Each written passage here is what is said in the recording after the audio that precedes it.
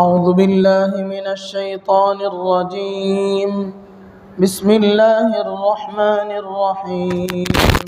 ومن يبتغ غير الإسلام دينا فلن يقبل منه وهو في الآخرة من الخاسرين. كيف يهدي الله قوما كفروا بعد إيمانهم وشهدوا أن الرسول حق وجاءهم البينات والله لا يهدي القوم الظالمين. أولئك جزاؤهم أن عليهم لعنة الله والملائكة والناس أجمعين خالدين فيها لا يخفف عنهم العذاب ولا هم ينظرون إلا الذين تابوا من بعد ذلك وأصلحوا فإن الله غفور رحيم. إن الذين كفروا بعد إيمانهم ثم ازدادوا كفرا لن تقبل توبتهم وأولئك هم الضالون. إن الذين كفروا وماتوا وهم كفار فلن يقبل من أحدهم ملء الأرض ذهبا ولو افتدى به أولئك لهم عذاب أليم وما لهم من ناصرين. صدق اللہ العظیم. ومن يبتغ غیر الاسلام دینا فلن يقبل منه، اور جو کوئی چاہے سوائے دین اسلام کے اور کوئی دین سو اس سے ہرگز قبول نہ ہوگا. وهو فی الآخرۃ من الخاسرین، اور وہ آخرت میں نقصان اٹھانے والوں میں سے ہوگا. کیف یہدی اللہ قوما کفروا بعد ایمانہم وشہدوا ان الرسول حق وجاءہم البینات، کیسے اللہ تبارک و تعالی ہدایت دیں گے ان لوگوں کو جو کافر ہو گئے ایمان لانے کے بعد. وشہدوا ان الرسول حق وجاءہم البینات، اور بعد اس کے کہ انہوں نے گواہی دی کہ رسول حق ہیں اور ان پر اللہ کے نشانیاں ان کے پاس لے کر کے آئے. واللہ لا یہدی القوم الظالمین، اللہ تبارک و تعالی ظالم لوگوں کو ہدایت نہیں دیتے. اولئک جزاؤہم ان علیہم لعنت اللہ، ایسے لوگوں کی سزا یہ ہے کہ ان پر اللہ کی لعنت ہے. والملائکۃ والناس اجمعین، اور فرشتوں کی اور سب لوگوں کی. خالدین فیہا، ہمیشہ رہیں گے یہ لوگ اس میں. لا یخفف عنہم العذاب ولا هم ينظرون، اور نہ ہلکا ہوگا ان سے عذاب اور نہ ان کو فرصت ملے گی. الا الذین تابوا من بعد ذلک واصلحوا، مگر جنہوں نے توبہ کی اس کے بعد اور نیک کام کیے تو بے شک اللہ تبارک و تعالی غفور رحیم ہے.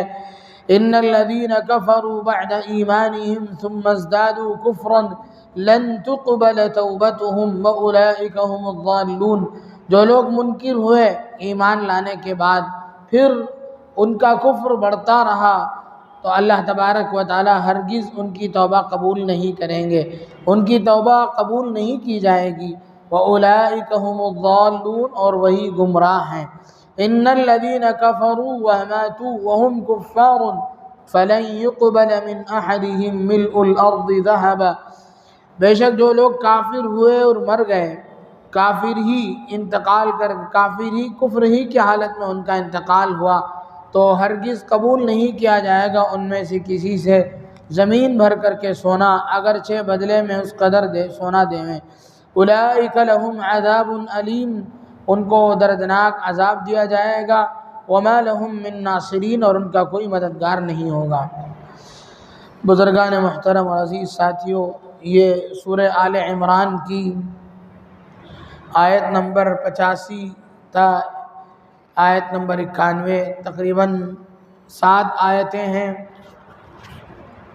ان آیات میں سے سب سے پہلی آیت جو ہے وَمَن يَبْتَغِ غَيْرَ الْإِسْلَامِ دِينًا فَلَن يُقْبَلَ مِنْ أَحَدِهِم مِلْءُ الْأَرْضِ ذَهَبًا وَلَوِ افْتَدَىٰ بِهِ۔ اس آیت میں اللہ تبارک و تعالیٰ یہ فرما رہے ہیں کہ دین اسلام کے علاوہ کوئی دین اللہ کے ہاں قابل قبول نہیں۔ جو آدمی اسلام کے علاوہ دوسرے مذہب کو مانے گا، دوسرے مذہب کی طرف مائل ہوگا، دوسرے مذہب کو اختیار کرے گا، اللہ تبارک و تعالیٰ اس کے دین کو، اس کے مذہب کو قبول نہیں کریں گے اور وہ آخرت میں نقصان اٹھانے والوں میں سے ہوگا۔ سوال یہ پیدا ہوتا ہے کہ دین اسلام سے کیا مراد ہے؟ دین اسلام کہتے ہیں اللہ کی اطاعت کو۔ حضرات انبیاء کرام علیہم السلام نے بھی، بہت سے گزشتہ انبیاء کرام علیہم السلام نے بھی اپنے مذہب کو اس مذہب اسلام کہا اور خود کو مسلمان کہا، جیسے حضرت سیدنا ابراہیم علیہ السلام اور حضرت نوح علیہ السلام کے واقعات میں آتا ہے کہ ان لوگوں نے اپنے مذہب کو اسلام کہا اور اپنے آپ کو مسلمان کہا۔ تو امت محمدیہ کو جو مذہب، جو دین دیا گیا وہ دین اسلام ہے، یا گزشتہ مذاہب بھی اسلام کہلاتے تھے۔ تو خلاصہ یہ ہے کہ ہر زمانے میں، ہر علاقے میں اللہ تبارک و تعالیٰ نے جس نبی کو بھیجا، جب تک وہ نبی اس علاقے میں ہے، اس کے زمانے میں اس کا دین اسلام ہے۔ ہر زمانے میں حضرت نوح علیہ السلام کا زمانہ ہے مثلا، اور حضرت نوح علیہ السلام کے زمانے میں جتنے لوگ ہیں وہ مسلمان کہلائیں گے، حضرت نوح کو ماننے والے اور ان کی تعلیمات کو ماننے والے، اور حضرت نوح علیہ السلام کا جو مذہب اس وقت رہا ہوگا اسے اسلام کہا جائے گا۔ بعد میں اس کے بعد جو نبی آئے، ان کی آمد کے بعد حضرت نوح علیہ السلام کے دنیا سے جانے کے بعد جو نبی آئیں گے اور جس علاقے میں وہ مبعوث کیے جائیں گے، حضرت نوح علیہ السلام کا جو مذہب تھا وہ ختم ہو گیا، جو بعد میں جو نبی آئے ان کا مذہب اسلام ہوگا، اس وقت مذہب اسلام وہ ہوگا۔ اب ایسے ہی چلتے چلتے آخر میں میرے اور آپ کے آقا جناب محمد الرسول اللہ صلی اللہ علیہ وسلم تشریف لائے۔ اب مذہب اسلام سے مراد نبی اکرم صلی اللہ علیہ وسلم سب سے آخر میں جو دین لے کر کے آئے، اس وقت وہی دین اسلام ہے۔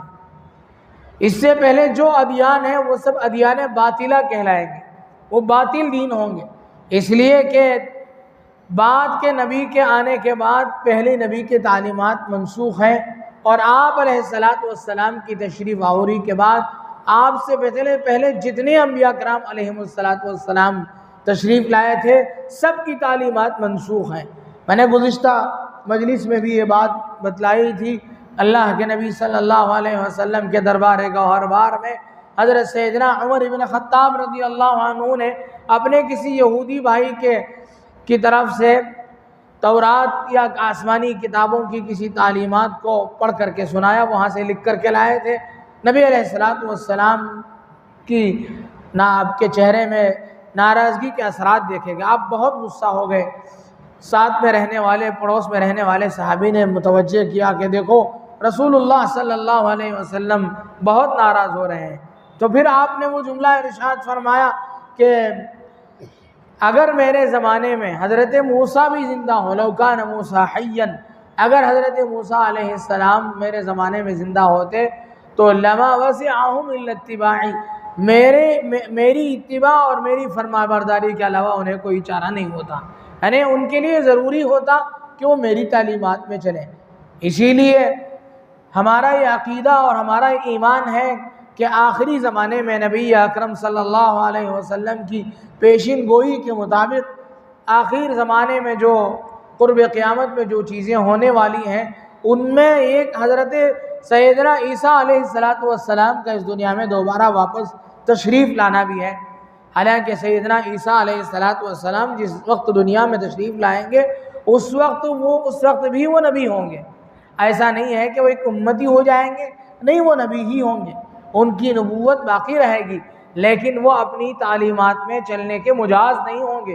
ان کو اجازت نہیں ہوگی کہ وہ اپنی تعلیمات میں دوسروں کو کیا چلاتے خود بھی چلیں، اس کی بھی اجازت نہیں ہوگی. ان کو نبی کریم صلی اللہ علیہ وسلم کی تعلیمات کے مطابق ان کو عمل کرنا ہوگا. آپ علیہ الصلاۃ والسلام کی جو تعلیمات اس وقت دنیا میں ہیں ان کو بھی اپنانا ہوگا. تو یہ دین اسلام کے دنیا میں آ جانے کے بعد کسی بھی مذہب کی تعلیمات کو ہم اہمیت نہیں دیں گے اور ان کی اتباع نہیں کریں گے، چاہے وہ کوئی بھی مذہب ہو. دوسرے مذاہب کے لوگ یہ سمجھتے ہیں کہ ہر مذہب میں، چاہے کوئی بھی مذہب ہو، ہر مذہب کی تعلیمات صحیح ہے اور ہر مذہب یہ تعلیم دیتا ہے، سچائی کی تعلیم دیتا ہے، امانت داری کی تعلیم دیتا ہے، جھوٹ سے بچاتا ہے. اور ہر مذہب، کوئی بھی مذہب ہو، ہر مذہب کا ماننے والا اپنے مذہب کی اتباع کرتے کرتے خدا تک پہنچ جاتا ہے. یہ دوسرے لوگوں کا عقیدہ ہے. ایک مسلمان کے لیے یہ زیب نہیں دیتا کہ وہ یہ عقیدہ رکھے. اسلام ہی واحد مذہب ہے، اسلام ہی نجات دہندہ مذہب ہے. ہم اسلام ہی کو مانیں گے تب جا کر کے ہمیں نجات ملے گی. ہم دوسری تعلیمات کو فالو کریں گے، ہمیں ہرگز نہ اس کی اجازت ہے نہ اس میں نجات ہے. دوسرے مذاہب جس وقت اس دنیا میں یہودیت ہے، نصرانیت ہے، بدھ مت ہے، اور بھی بہت سارے مذاہب ہیں، بہت سا کفر مذہب کفر ہے، ہندو مت ہے، اور بھی آتش پرست ہیں. بہت سارے مذاہب اس وقت بھی دنیا میں موجود ہیں. ان کی اپنی تعلیمات ہیں، لیکن ان کی تعلیمات کو ہمیں اچھی نظر سے دیکھنا، ان کی تعلیمات میں سے جو ان کی مذہبی کتابوں میں جو چیزیں ہیں ان میں سے چھانٹ کر کے اچھی اچھی چیزوں کو اختیار کرنا، یہ شریعت بالکل اس کی اجازت نہیں دیتا ہے. ہمیں ماننا ہے بس ایک ہی مذہب اسلام کو. ہاں، جب وہ آپس میں ملاقات ہوتی ہے، غیر بھائیوں سے، برادران وطن سے ملاقات ہوتی ہے، تو وہ لوگ اپنی زبان سے کہتے ہیں ہمیں خاموشی اختیار کرنے کی ضرورت ہے، ان کی تائید نہیں کرنی چاہیے. وہ لوگ کہتے ہیں ہمارے علاقے کی زبان میں وہ لوگ اللہ مدم یم مدم سمدم بولتے ہیں، ہر مذہب ایک ہی ہے.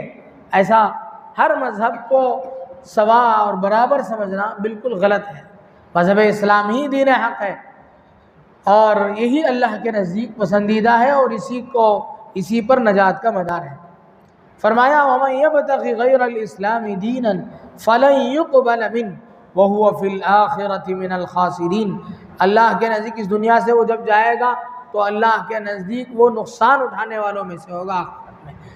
اس زمانے میں، پہلے زمانے میں بھی یہ کوششیں ہوئیں کہ مختلف مذاہب کی تعلیمات کو ملا کر کے ملغوبہ تیار کر دیا گیا اور اسے عام کیا گیا. شہنشاہ اکبر کے زمانے میں بھی یہ بات چلی تھی. شہنشاہ اکبر ایک ایسا بادشاہ تھا جسے بہت کم عمری میں بادشاہت مل گئی تھی، اور سوئے اتفاق کچھ ایسے لوگ اس کے دربار میں، علماء سو کی شکل میں کچھ ایسے لوگ اس کے دربار میں درباری ملا کے طور پر تھے، جنہوں نے اسے خوش کرنے کے لیے دین کا کباڑہ کیا. ان لوگوں نے دین کی شکل اور اس کی شبیہ بگاڑ دی. ان لوگوں نے ایسی اس کی چاپلوسی میں، اس کی خوشامدی میں ایسی حرکتیں کی. الامان الحفیظ ان لوگوں نے مل کر کے دین، ایسا دین انہوں نے ایجاد کیا دین الہی کے نام سے. وہ ایسا ایک دین تھا، ایسی تعلیمات تھی جس میں یہودیت کی تعلیم بھی تھی، نصرانیت کی تعلیم بھی تھی. خاص طور پر ایک بڑی تعداد ہندوستان میں ہندوؤں کی تھی، تو اس نے ہندوؤں کی بہت ساری تعلیمات کو لے کر کے ایک دین تیار کیا اور وہ اپنے سلطنت میں اس کی اشاعت کرنے لگا، اس کی کوششیں کرنے لگا. لیکن بہت کم تعداد میں اس وقت لوگ تھے. لیکن اس نے بین المذاہب شادیاں کی، بہت سے راجپوت گھرانے کی عورتوں سے اس نے شادی کی اور اسے ان لوگوں کو ملکہ ہونے کا اعزاز دیا. بہت ساری ایسی رانیاں تھیں جو غیر مسلم تھیں لیکن بادشاہ اکبر کے نکاح میں رہتی تھیں. اس وجہ سے مسلمانوں کا بعد میں چل کر بہت نقصان ہوا. لوگوں نے مسلمانوں کا جو رعب غیروں کے دل میں تھا وہ سب ختم ہوا. شہنشاہ اکبر کے دنیا سے جانے کے بعد مسلمانوں کا بہت نقصان کیا گیا، مسجدیں توڑ دی گئیں اس لیے کہ دلوں سے رعب ختم ہو گیا، اس نے دین اسلام کا جو رعب اور دبدبہ تھا سب ختم کر دیا، اس نے مذہب اسلامی حکومت میں جو ٹیکس تھا وہ سب معاف کر دیا، سود شراب یہ سب چیزیں حلال کر دی، اس نے بہت ساری باتیں اس نے کی بس اپنی سلطنت کے استحکام کے لیے۔ لیکن بعد میں اسی وقت اللہ تبارک و تعالیٰ نے ایک مرد مجاہد کو اس دنیا میں بھیجا جن کا نام شیخ احمد فاروق سرہندی رحمۃ اللہ علیہ ہے، جن کو مجدد الفسانی کہا جاتا ہے۔ حضرت مجدد الفسانی رحمۃ اللہ علیہ نے برملا اعلان کیا کہ یہ بادشاہ جو کر رہا ہے غلط، چنانچہ انہی کے خاندان میں آگے چل کر کے بادشاہ شہنشاہ اکبر کے خاندان میں ہی اورنگزیب عالمگیر رحمۃ اللہ علیہ اس دنیا میں تشریف لائے، جنہوں نے بہت شاندار حکومت کی اور انہوں نے حضرت مجدد صاحب کی تعلیمات کو سرکاری مقام دیا، اور پھر یہ ساری چیزیں باطل چیزیں ختم ہو گئیں۔ آج بھی ہم دیکھتے ہیں سعودیہ میں اور مشرق وسطیٰ میں جو حالات ہیں، یہودیوں کا غلبہ، نصرانیوں سے مسلمانوں کا مرعوب ہونا، یہودیوں سے مسلم حکمرانوں کا مرعوب ہو جانا، ان سب چیزوں کو دیکھ کر کے بعض مسلم حکمران آج اس زمانے میں بھی وہ لوگ اس بات پر آ گئے ہیں کہ دین ابراہیم یعنی آسمانی مذاہب جتنے ہیں، اسلام ہے، عیسائیت ہے، یہودیت ہے، جو کچھ اس زمانے میں باقی ہیں، ان سب کو ملا کر کے ایک چونچوں کا مربع تیار کر دیا جائے اور ایک ایسا ایک مذہب تیار کیا جائے جو بین المذاہب ہم آہنگی کو فروغ دیتا ہو، سب مذہب کے لوگ آپس میں مل جل کر کے رہ سکیں، سب کی تعلیمات کو یکجا کر دیا جائے۔ اس طرح کی سوچ ہے، یہ بالکل غلط ہے۔ قرآن کہتا ہے وَمَن يَبْتَغِ غَيْرَ الْإِسْلَامِ دِينًا فَلَن يُقْبَلَ مِنْهُ۔ عرب کے بڑے بڑے اکابر علماء کرام نے اس کے خلاف فتویٰ دیا ہے، باوجود یہ کہ ان کے ہاتھ بندھے ہوئے ہیں، لیکن ان لوگوں نے اپنی کوشش انہوں نے پوری کی، اور آج اسی وجہ سے اب تک بھی یہ کوشش بادشاہوں کی، حکمرانوں کی کامیاب نہیں ہو سکی، ورنہ اب تک یہ چیزیں بہت مشہور ہو جاتی۔ الغرض اس زمانے میں ہو یا گزشتہ زمانوں میں ہو، دین اسلام کے علاوہ کوئی مذہب اللہ کے ہاں قابل قبول نہیں ہے۔ آگے اللہ تبارک و تعالیٰ فرماتے ہیں مذہب اسلام ہی جب حق ہے تو کچھ لوگ اللہ کے نبی صلی اللہ علیہ وسلم کے زمانے میں مسلمان تھے، بعد میں انہوں نے کفر اختیار کر لیا، تو ان کے بارے میں اگلے آیتوں میں اللہ تبارک و تعالیٰ فرماتے ہیں کہ جو لوگ اللہ تبارک و تعالیٰ ان لوگوں کو ایسے ہدایت دیں گے جن لوگوں نے ایمان لانے کے بعد اور رسول اللہ صلی اللہ علیہ وسلم کو سچا اور برحق ہونے کی گواہی دینے کے بعد، اور اللہ کے نبی صلی اللہ علیہ وسلم کے بہت سارے ان کے سامنے نشانیاں پیش کرنے کے بعد، ان سب کو دیکھنے کے بعد جن لوگوں نے دین سے روگردانی کی، اللہ تبارک و تعالیٰ ان کو کبھی ہدایت نہیں دیں گے۔ یعنی جو لوگ مرتد ہو گئے ان لوگوں کو اللہ تبارک، اس لیے کہ ان کے سامنے حق بات آ گئی تھی، اب وہ پھر حق بات کو چھوڑ کر کے وہ لوگ گمراہ ہو گئے تھے۔ اللہ تبارک و تعالیٰ فرماتے ہیں یہ لوگ ظالم ہیں، اللہ تبارک و تعالیٰ ظالموں کو ہدایت نہیں دیتے۔ ان کا کیا ہوگا؟ فرمایا اولئک جزاؤہم ان علیہم لعنت اللہ والملائکۃ والناس اجمعین، اللہ کی، فرشتوں کی اور تمام لوگوں کی ان پر لعنت ہے، اور اسی لعنت میں وہ لوگ گرفتار رہیں گے ہمیشہ کے لیے۔ اللہ تبارک و تعالیٰ ان سے عذاب میں کوئی تخفیف نہیں کریں گے، اور نہ کل قیامت کے دن ان کو کسی قسم کی فرصت دی جائے گی، مہلت دی جائے گی۔ جو آدمی اسلام قبول کفر کی حالت میں ہے وہ کافر ہے۔ اگر کوئی آدمی مسلمان ہو جاتا ہے اور پھر اسلام سے پھر جاتا ہے، اپنے مذہب میں واپس چلا جاتا ہے، کفر اختیار کر لیتا ہے، تو اسے کہتے ہیں ارتداد، اور ایسا کرنے والے شخص کو مرتد کہتے ہیں۔ ایسے آدمی کی اگر اسلامی حکومت ہے تو اس کی سزا قتل ہے، اس آدمی کو، مرتد کو قتل کر دیا جائے گا، اور یہ اسلامی حکومت میں ہوگا، اور یہ دنیاوی سزا ہے۔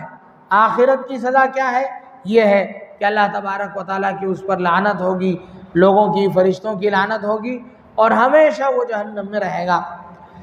آگے اللہ تبارک و تعالیٰ نے ان لوگوں کا استثناء فرمایا۔ غالباً حارث بن سوید نام کے ایک شخص تھے، وہ کفر سے اسلام انہوں نے قبول کیا، مسلمان رہے، مسلمان ہوئے، کچھ دنوں تک مذہب اسلام میں رہے، اور اس کے بعد وہ کسی کے بہکاوے میں آئے اور پھر وہ مرتد ہو کر کے چلے گئے۔ بعد میں پھر خوف خدا غالب آیا، ان کے دل میں اللہ کا خوف پیدا ہوا، یا کسی کے کہنے پر وہ دوبارہ اسلام پر لوٹ آئے، تو اللہ تبارک و تعالیٰ نے ایسے لوگوں کے بارے میں فرمایا إِلَّا الَّذِينَ تَابُوا مِن بَعْدِ ذَلِكَ وَأَصْلَحُوا فَإِنَّ اللَّهَ غَفُورٌ رَحِيمٌ۔ ہاں جو لوگ، مگر جن لوگوں نے توبہ کی، ارتداد کے بعد بھی اگر کوئی توبہ کر لیتا ہے، اللہ تبارک و تعالیٰ سے معافی تلافی کر لیتا ہے اور اپنے کاموں کی اصلاح کر لیتا ہے، اپنے شرکیہ باتوں سے توبہ کر لیتا ہے اور اپنے کاموں کی اصلاح کر لیتا ہے، تو یقیناً اللہ تبارک و تعالیٰ بخشنے والے ہیں، رحم کرنے والے ہیں۔ آگے فرمایا ان الذین کفروا، اب جو لوگ کفری کے حالت میں ہیں، ارتداد کچھ نہیں ہوا، بس وہ کافر ہیں اور کافر ہی رہ گئے، ان کے بارے میں ہے ان الذین کفروا بعد ایمانہم، نہیں یہ ان لوگوں کے بارے میں ہے، مرتد کے بارے میں ہی ہے کہ جو لوگ وہ توبہ نہیں کی ان لوگوں نے، وہ اپنے کفر پر برقرار ہی رہے اور ان کا کفر بڑھتا ہی گیا، تو پھر ان لوگوں کی توبہ ہرگز قبول نہیں ہوگی۔ جو لوگ واپس ہو جائیں گے ان کے اللہ تعالیٰ قبول کریں گے، جو مرتد ہونے کے بعد کفر پر باقی رہیں گے، قائم رہیں گے، اللہ تبارک و تعالیٰ ان کی توبہ قبول نہیں کریں گے، وہ گمراہ ہیں۔ آگے ان لوگوں کے بارے میں ہے جو خالص کافر ہیں، وہ نہ انہوں نے اسلام قبول کیا نہ وہ مرتد ہوئے، بس وہ اپنے کفر پر برقرار ہیں۔ اللہ تبارک و تعالیٰ ان کے بارے میں فرمائے ان الذین کفروا وماتوا وهم کفار فلن يقبل من احدهم ملء الارض ذهبا ولو افتدى به اولئک لهم عذاب علیم وما لهم من ناصرین۔ تو جو آدمی کفر کی حالت میں مر جاتا ہے، اللہ تبارک و تعالیٰ کے ہاں وہ بھی مخلد فی النار ہے، اسے بھی ابد الآباد ہمیشہ کے لیے اسے جہنم میں ڈالا جائے گا، اس کی بخشش نہیں ہوگی، اسے معاف نہیں کیا جائے گا۔ سوال یہ پیدا ہوتا ہے کہ بہت سے لوگ ایسے ہوتے ہیں، کافروں میں بھی نیک ہوتے ہیں، اچھی عادتوں والے ہوتے ہیں، اچھے اخلاق والے ہوتے ہیں، سخی ہوتے ہیں، نیکوکار ہوتے ہیں، اچھے معاشرتی زندگی ان کی اچھی ہوتی ہے، تجارتی اور کاروباری زندگی اچھی ہوتی ہے، ملازمت میں وہ اپنے آقاؤں کے ساتھ، اپنے بڑوں کے ساتھ دھوکہ نہیں کرتے ہیں، بہت ساری خوبیاں بعض غیروں کے اندر بھی ہوتی ہیں، تو اس کا جواب یہ ہے کہ ان کو جو کچھ ملنا ہے وہ اس کے بدلے میں جو کچھ ملنا ہے وہ دنیا میں مل جائے گا۔ کاروباری جو اصول قرآن نے بتلائے، قرآن نے جتنے اصول بتلائے، حدیث نے، شریعت نے جتنے اصول کاروبار کے بتلائے، ان اصول کو جو بھی اختیار کرے گا اس دنیا میں، چاہے وہ مسلمان ہو یا کافر ہو، اسے دنیا کا جو فائدہ ملنا ہے وہ مل کر رہے گا۔ مثال میں اس کی ساتھ طور سے اپنے ساتھیوں میں دیا کرتا ہوں، جیسے آج کل جو انٹرنیٹ سے جو مارکیٹنگ کی جاتی ہے، نیٹ میں جو چیزیں خریدی جاتی ہیں، جیسے امیزون ہے، فلپکارٹ ہے، ان چیزوں میں جو اس نیٹ ورکوں میں جو چیزیں لوگ منگاتے ہیں، آن لائن جو کاروبار ہوتے ہیں، ان میں جو چیزیں منگائی جاتی ہیں ان میں بہت ساری چھوٹ ہوتی ہے، اتنے دن کے بعد ریٹرن کیا جا سکتا ہے، اور آپ چیز دیکھیں آپ کو پسند نہیں آیا، کوئی عیب نکل آیا اسے واپس کیا جا سکتا ہے۔ یہ سب اسلامی تعلیمات ہیں۔ اسلام نے کاروباری قانون جو بیان کیے ہیں اس میں خیار رؤیت ایک اختیار رکھا ہے کہ آدمی کوئی چیز خرید کے لے کے گیا یا کوئی اس کے لیے خرید کر لے آیا، اب وہ دیکھ رہا ہے، دیکھنے کے بعد اسے چیز پسند نہیں آئی تو اب اسے اختیار ملے گا، اس خیار کو کہتے ہیں شریعت میں خیار رؤیت۔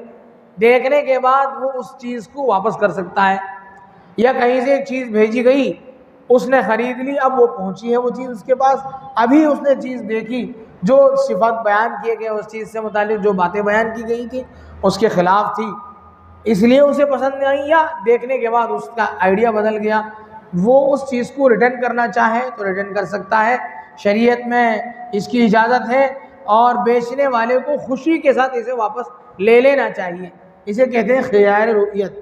اور ایک خیار ہے خیار عیب، آدمی کوئی چیز خریدنے کے بعد اس میں کوئی عیب نکل آئے تو اسے واپس کر سکتا ہے عیب دکھنے کے بعد 3 دن کی مہلت ہوتی ہے، 3 دن کا موقع ہوتا ہے، 3 دن کے اندر اگر آپ اسے واپس کرنا چاہیں تو یہ شریعت کا قانون ہے، واپس کرنا چاہیں تو واپس کر سکتے ہیں، اسے خیار عیب کہتے ہیں۔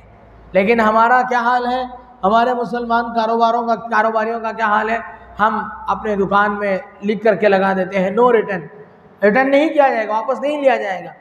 حدیث میں فضیلت بیان کی گئی ہے، بیچی ہوئی چیز کو جو بندہ واپس لے لے گا اللہ تبارک و تعالیٰ اس کے کیے ہوئے گناہ کو واپس کر لیں گے، یعنی اسے معاف فرمائیں گے، اس کے گناہوں کو معاف فرمائیں گے۔ فضائل تجارت میں حضرت شیخ نے لکھی ہے حدیث، حضرت شیخ رحمۃ اللہ علیہ زکریا رحمۃ اللہ علیہ کی کتاب، ہم لوگ فضائل اعمال کے مجموعے ہی کو سمجھتے ہیں، نہیں، اس سے ہٹ کر ایک کتاب حضرت کی ہے فضائل تجارت کے نام سے، بہت اچھی کتاب ہے، اس میں حضرت نے تجارت کے بہت سارے فضائل بیان کیے ہیں، اور تجارت، ملازمت اور شرکت، مضاربت اور کھیتی باڑی جتنی چیزیں ہیں، زراعت، ان سب سے بڑھ کر تجارت کو حضرت نے اہمیت دی۔ لوگ آج کل یہ لوگوں میں یہ بات چل پڑی ہے کہ جانوروں کے پالنے میں بہت زیادہ نفع ہے، بہت زیادہ فائدہ ہے، اس میں اچھی کمائی ہے، لیکن حضرت نے ثابت کی ہے شریعت کی روشنی میں اور احادیث کے روشنی میں کہ تجارت میں جتنا نفع ہے اتنا کسی میں نہیں ہے۔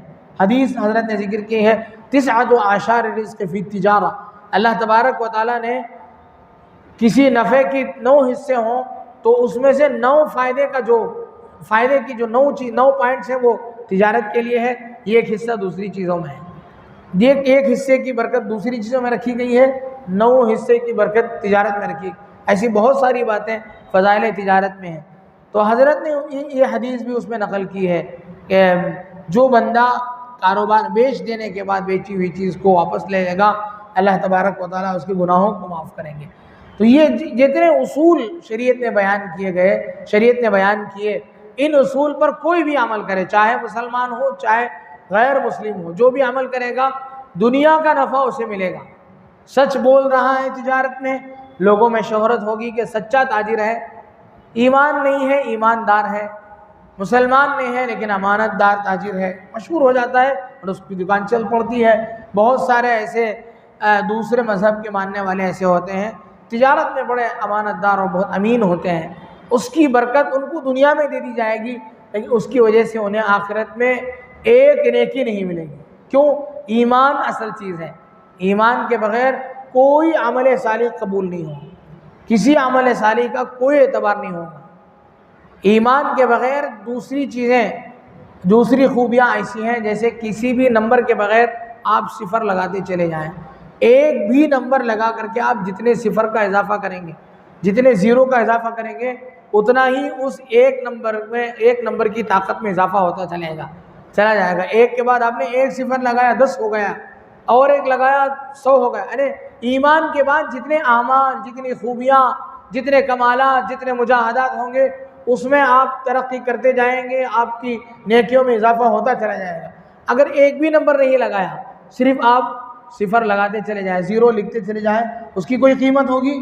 کوئی قیمت نہیں ہوگی۔ جس طریقے سے گنتی کے بعد والے صفر کا ہی اعتبار ہوتا ہے، اسی طریقے سے ایمان کے بعد ہی اعمال صالحہ کا اعتبار ہے۔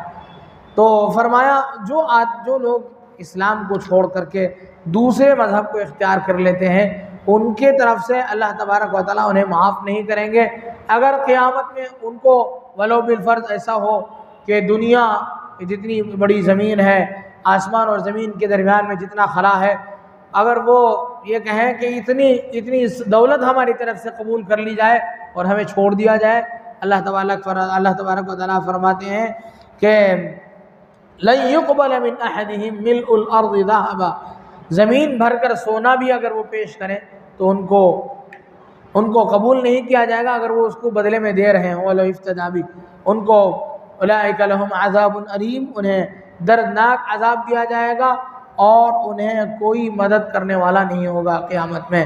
اللہ تبارک و تعالیٰ سے دعا ہے کہ اللہ تبارک و تعالیٰ ان آیات کے ذیل میں جو باتیں کہی گئی، کہنے والے کو بھی سننے والوں کو بھی عمل کی توفیق نصیب فرمائے۔ آمین۔ وآخر دعوانا الحمد للہ رب العالمین۔